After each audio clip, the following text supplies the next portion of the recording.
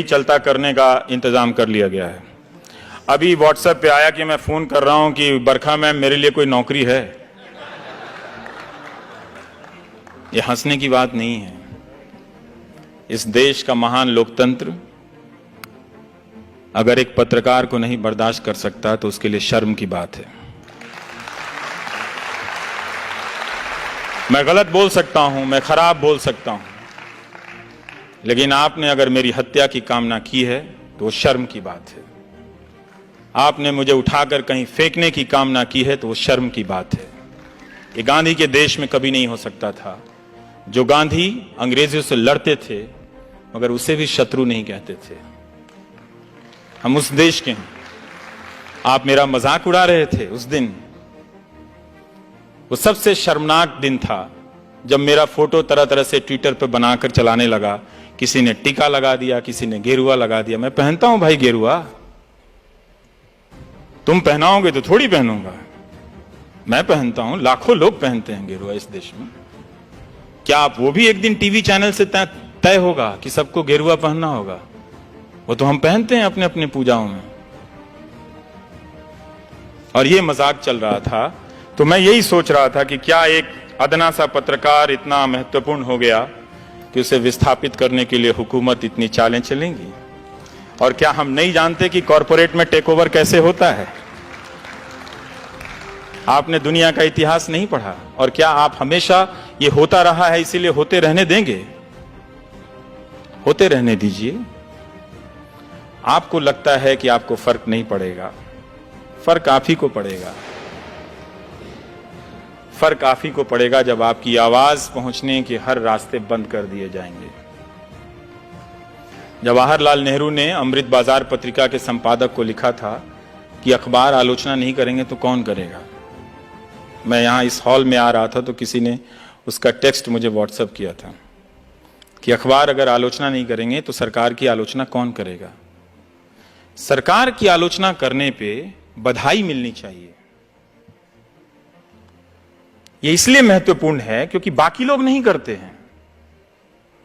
99% media एक गोदी media बन गया है। अब रोना रो रहा है कि जो 1% है वो भी गोदी मीडिया है। कमाल है साहब, कमाल है।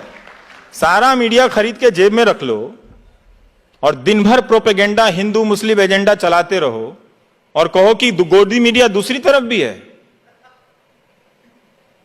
अपने देश को अपनी आंखों से देखिए। वो जो रात को एंकर आते हैं और आपको नेशनलिज्म का आधा पाठ पढ़ाते हैं, उनकी निगाह से मत देखिए। वो आपको इस देश की हकीकत से काट कर ले जा रहे हैं, एक ऐसे देश की दुनिया में जो है ही नहीं। हमारा मुल्क सबसे खूबसूरत मुल्कों में से एक है। कॉरपोरेट हमारा बड़ा कमाल का है। उसने पहले मीडिया को नेताओं के यहां पहुंचाया, नेताओं ने मीडिया को अपने पास रख लिया।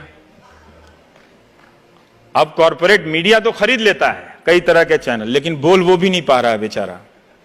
जीएसटी से परेशान है, उसका धंधा चौपट है, बैंकों के खून निकल रहे हैं, बह रहे हैं, वो घाटे में दबे जा रहे हैं, मरे जा रहे हैं, कोई बोल नहीं रहा है।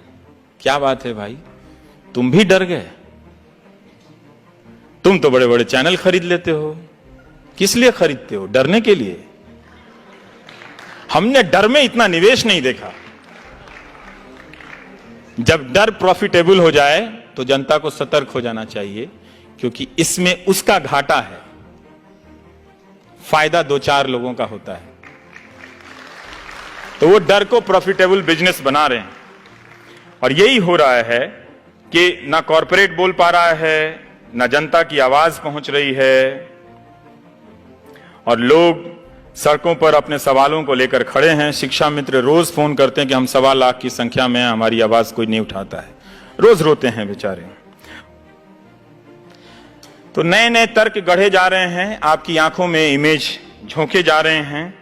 मैं उम्मीद कर सकता हूं कि मेरा समय खत्म हो रहा होगा, लेकिन 2-4 बातें यही है कि लोकतंत्र की लड़ाई को आप आउटसोर्स मत कीजिए, गांधी की तरह सत्य के रास्ते पे चलिए, क्योंकि हमारे देश में सच बोलने का इकोसिस्टम नहीं है। इसे हमें स्वीकार कर लेना चाहिए। और इस इकोसिस्टम को हमने नहीं बनने दिया है। जो भी जरा सा चलता है हम उसे पागल घोषित कर देते हैं। जो ईमानदार होता है, कोई कलेक्टर आ गया, वो ऑनेस्टी से काम करता है, उसी के रिश्तेदार बोलेंगे पागल हो गया। ये दुनिया बदल देगा क्या? अब तक आप झूठ के साथ खड़े रहे हैं, कुछ साल तक सच के साथ खड़े होने का प्रयास तो कीजिए, हो जाएगा। वो राजा हरिश्चंद्र की जो कहानी सुनाई जाती है कि वो बर्बाद हो गए, बने थे सत्यवादी चलने, पूरा परिवार तहस नहस हो गया, अंत में उनके पास कुछ भी नहीं बचा। ये कहानी इस देश में सुनाई जाती है राजा हरिश्चंद्र के लिए की। पता है क्यों? क्योंकि आप हमेशा डरे रहे। और ये कहानी कौन सुनाता है पता है? जो पावर में होता है। गांधी ने ठीक इसका उल्टा किया। गांधी ने सत्य के साथ प्रयोग किया और खुद प्रयोग किया, लेकिन उस सत्य को अधिकांश जनता का हथियार बना दिया। ये लो सत्य। आज सीबीआई और जेल के डर से हमारा अपोजिशन भी नहीं बोलता, और गांधी ने उस सत्य के दम पे लाखों लोगों को, अंग्रेजों की जो डर का सबसे बड़ा कारखाना था, अंग्रेजों का फैक्ट्री थी अब डर की, जेल, उसमें ले आकर भर दिया। गांधी ने कहा अपने भीतर जेल जाओ और अपने भीतर के डर से आजाद हो जाओ।